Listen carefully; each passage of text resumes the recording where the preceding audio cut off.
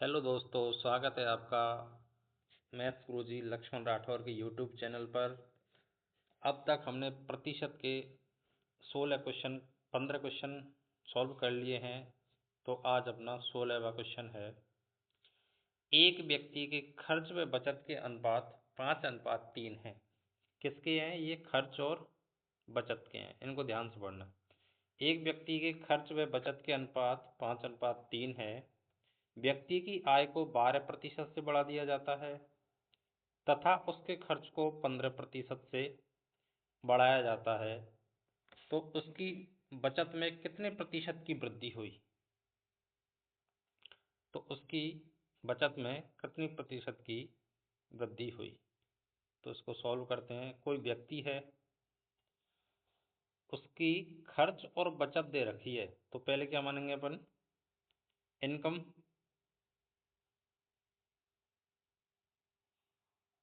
कल मैंने क्या फॉर्मेट बताया था? इनकम मीन्स आय, एक्सपेंडिचर मीन्स खर्च, और सेविंग मीन्स बचत। तो इस क्वेश्चन में उसकी आय नहीं दे रखी, दे क्या रखा है? उसका खर्च और बचत के अनुपात दे रखे हैं। कितने अनुपात हैं?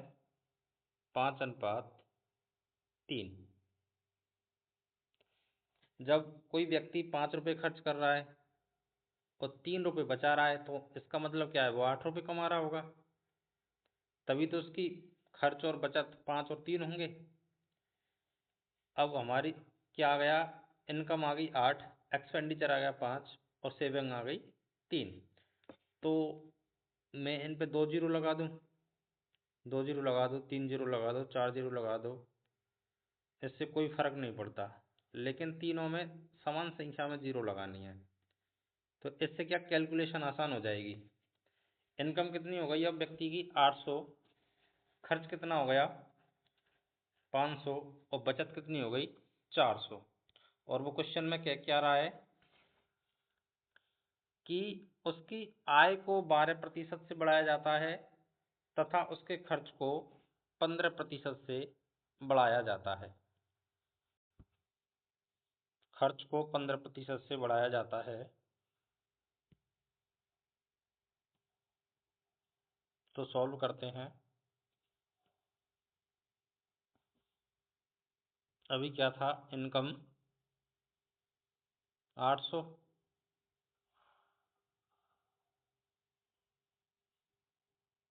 एक्सपेंडिचर खर्च कितना था उसका? 500। दोस्तों वो डिलीट हो गया था। और सेविंग कितनी थी? 300। अब क्वेश्चन में बोल रहा है कि इसकी आय को 12% से बढ़ाया जाता है। आय को 12%, तो तुम क्या करोगे? 800 का 12% कितना होगा? एक बार मैं करके बता देता हूँ, फिर तुम खुद ही करना।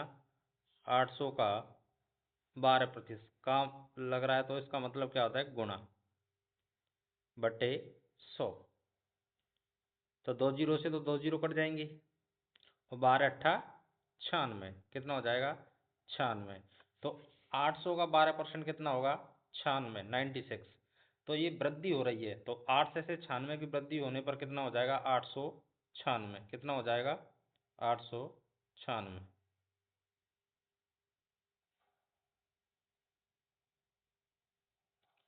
और ऐसी बोल रहा है उसके खर्च में 15% की वृद्धि हो जाती है। तो पहले 500 का 15% निकालो। 500 × 15/100। 2 जीरो से 2 जीरो कट जाएंगे, 15×5 = 75। तो ये कितना हो जाएगा? 575। अब कोई व्यक्ति 896 रुपये कमा रहा है और 575 रुपये वो खर्च कर रहा है, तो कितने सेविंग कितने की करेगा? 1, 2, 3। तो सेविंग कितनी करेगा? 321। अब उसने क्वेश्चन में पूछा है, तो उसकी बचत में कितने प्रतिशत की वृद्धि हुई? तो बचत पहले कितनी थी? 300 रुपये। अब कितनी हो रही है? 321। मतलब कितने की ज्यादा की बचत हो रही है? 21 रुपये की। किसके ऊपर? 300 के ऊपर। और परसेंटेज में आंसर चाहिए तो क्या लगा देंगे? इंटू में 100। तो 100 से 300 कट जाएगा 3 बार, और 3 से 21 कट जाएगा कितनी बार? 7 बार। तो उसकी बचत में कितनी प्रतिशत की वृद्धि होगी? 7% की। यही हमारा आंसर है। आंसर कितना होगा? 60%। 7%। आगे चलते हैं।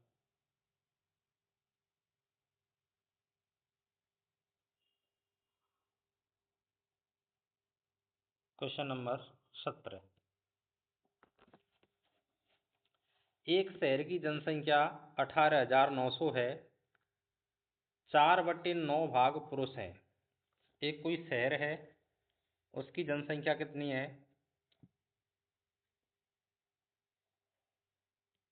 उसकी जनसंख्या है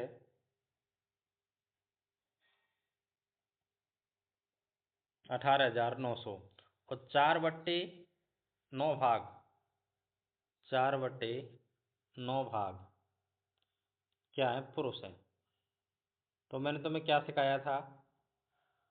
जो नीचे की संख्या होती है वो वास्तविक संख्या होती है, मूल संख्या होती है, इसको अपन कुल मान लेते हैं। हमें अभी इस संख्या से कोई मतलब नहीं है कि ये कितनी है। अपन को तो ये पता है कि एक शहर की संख्या, जनसंख्या 9 है टोटल, उसमें से 4 क्या है? पुरुष है। मतलब मैं मेल मान लूँ, मेल और फीमेल, मेल और फीमेल। 4/9 भाग पुरुष है। 9 में से 4 पुरुष हैं, तो महिला कितनी होंगी? 5। तो महिला कितनी हो जाएंगी? 5। अब आगे पढ़ो। आगे बोलता है क्वेश्चन, 50% पुरुष विवाहित हैं। मतलब 50% पुरुषों का विवाह हो चुका है। टोटल पुरुष कितने? 4। 4 में से 50%, 50% होता है आधा। 4 में से 50% मीन्स आधे पुरुषों का विवाह हो गया। तो 4 में से आधे कितने? 2। 2 लोगों का विवाह हो गया। तो हमें बताना है विवाहित महिलाओं का प्रतिशत बताना है। जब 4 पुरुषों में से 2 पुरुषों को विवाह हो गया, तो कितनी महिला को भी विवाह होगा? 2 पुरुषों के साथ 2 ही महिलाओं को तो विवाह होगा। ऐसा तो नहीं है कि 2 पुरुष 5 महिलाओं से विवाह कर लेंगे। ऐसे मत बोलना कि पहले के जमाने में राजा महाराजाओं के टाइम पे तो एक एक राजा के 10-10, 15-15 रानी होती है। ऐसा मैथ में ऐसा नहीं चलता है। 2 पुरुषों का विवाह के बाद 2 महिलाओं के साथ ही होगा, ध्यान रखना। ठीक है। तो अब क्वेश्चन बोलता है विवाहित महिलाओं का प्रतिशत निकालना है अपन को। 5 में से कितने को विवाह हो गया? 2। टोटल कितनी है? 5। प्रतिशत में आंसर चाहिए तो क्या करेंगे? 100 का गुणा। तो 100 का गुणा कर दो। 5 से 100 कट जाएगा कितनी बार? 20 बार। और 20 का 2 से गुणा करेंगे तो कितना हो जाएगा? 20 दूनी 40। तो आंसर क्या हो जाएगा? 40%। तो ऑप्शन नंबर बी आंसर। तो ये तेरे सिवा कोई और नहीं। अब अगले क्वेश्चन पे चलते हैं।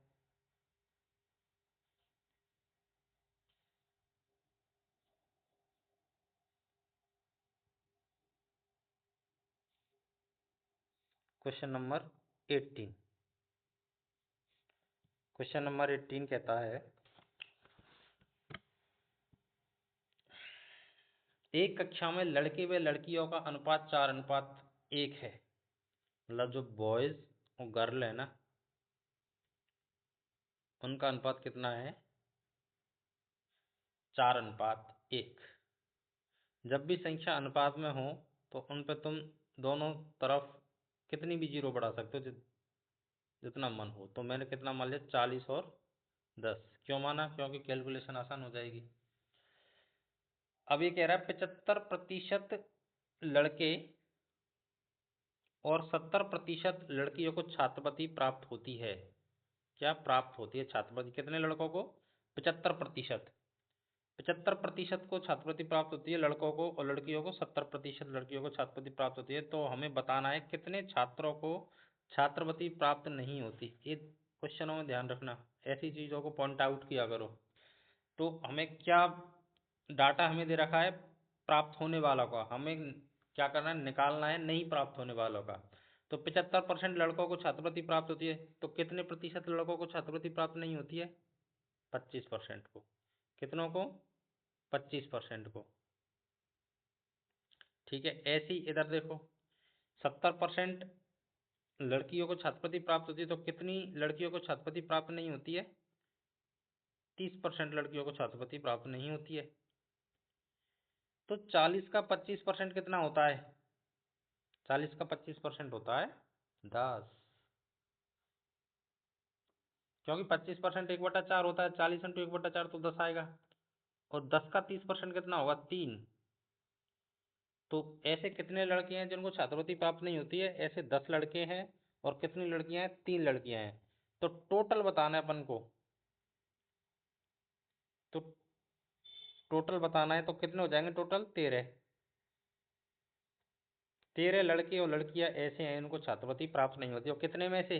40 और 10 50। प्रतिशत में चाहिए आंसर, तो क्या करेंगे? 100 का गुणा। 50 से 100 कट जाएगा कितनी बार?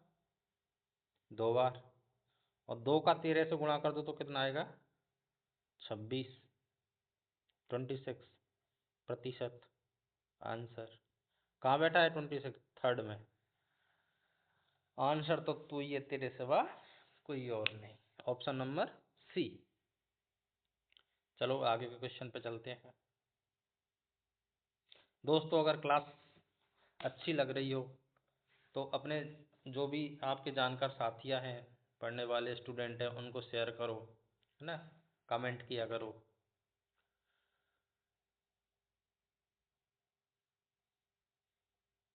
Question number 19। एक विद्यालय में 70% छात्र लड़के हैं। लड़के कितने हैं? 70। तथा लड़कियों की संख्या 504 है। टोटल मैंने क्या बताया? 100% होता है, जिसमें से 70% छात्र स्टूडेंट क्या है? बॉयज हैं, छात्र लड़के हैं।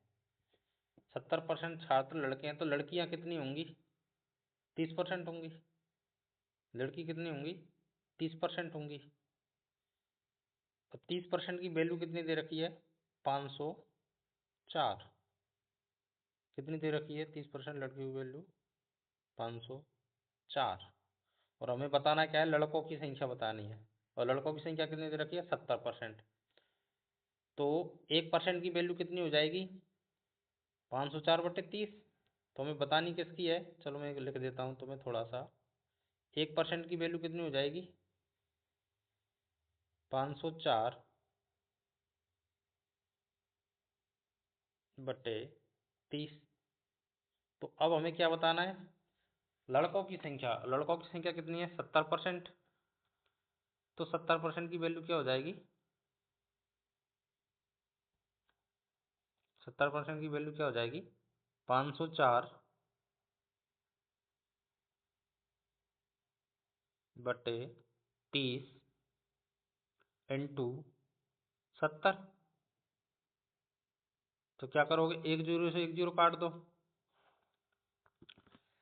अब नीचे बचा 3। 3 का भाग दे लो इसमें। जा रहा है क्योंकि 5 4 9 होते हैं। 3 एकम 3। 2 बचे। तिछंक 18। 2 बचे। होते 8। 24। तो कितना हो जाएगा? 168। अब 168 का किससे गुणा होगा? 7 से। तो गुणा कर दो। 8 7 56 की 6। अब देखो, क्विक आंसर, जल्दी आंसर कैसे देते हैं? अब ऑप्शन नंबर 1 में ही आ रहा है लास्ट में 6, और किसी में 6 नहीं है। तो गुणा करने की जरूरत नहीं है, यही अपन का आंसर हो जाएगा, ऑप्शन नंबर 1। फिर भी मैं आपको गुणा करके बता देता हूँ। 7 8 56 की 6 हासिल की 5। 7 5 3507। 3505 40। 7 का गुणा होगा 8 से। 7 8 56 की 6 हासिल की 5। 7 6 4205। 47 की 7 हासिल की 4। 7 4 11। तो आंसर कितना आ जाएगा अपन का? 1176। और आज का लास्ट क्वेश्चन है क्वेश्चन नंबर 20। क्वेश्चन नंबर 20 क्या कहता है? यदि 24 कैरेट सोने को 100% शुद्ध सोना माना जाता है। जो सोना होता है ना, शुद्ध सोने अगर पूछ ले तो मैं सोने को एक साइंस का भी क्वेश्चन बता देता हूँ यहाँ, कि सोने को किस में मापा जाता है, तो सोने को किस में मापा जाता है, कैरेट में। और शुद्ध सोना कितना होता है, 24 कैरेट को ही शुद्ध सोना बोलते हैं।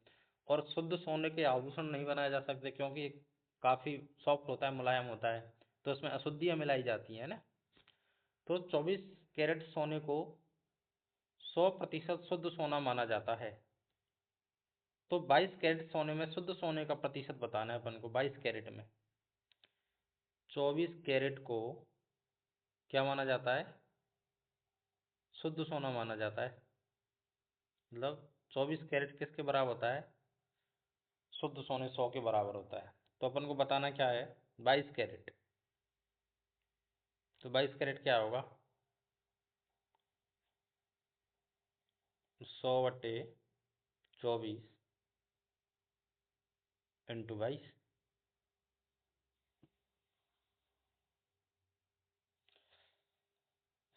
तो 2 से काट लो। ऐसा करो एक बार, 4 से काट लो 24, कितनी बार कट जाएगा, 6 बार। एक कितनी बार कट जाएगा, 25 बार, 25 चौका 100। अब 2 से काट लो 3 बार, और 2 से काट लो 11 बार। अब क्या होगा, 11 का 25 से गुणा करो। 11×5 55 की 5, हासिल की 5, 11×2 = 22 और 5 = 27, कितना होगा, 275। और 275 में भाग दे तो 3 का, तो कितनी बार जा रहा है, 2 भाग। 3×9 = 27, कितना बचा, 5।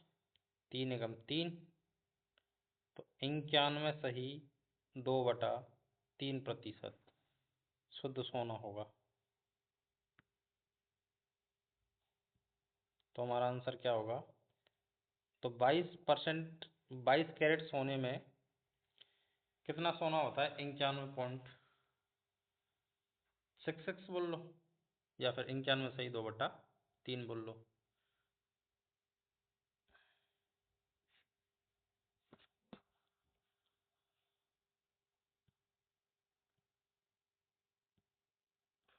क्लास अच्छी लगी हो तो लाइक करो, शेयर करो अपने साथियों को, और सब्सक्राइब करो। और हमारा टेलीग्राम चैनल है लक्ष्मण राठौर 08। इस टेलीग्राम चैनल पर आपको इस क्लास की PDF मिल जाएगी। तो इस टेलीग्राम चैनल को ज्वाइन कर लो। ठीक है साथियों, छोटों को प्यार दो, अपने बड़ों का सम्मान करो, और अपना व्यक्तित्व इस प्रकार विकसित करो कि प्रत्येक महिला आपके साथ सुरक्षित महसूस करे।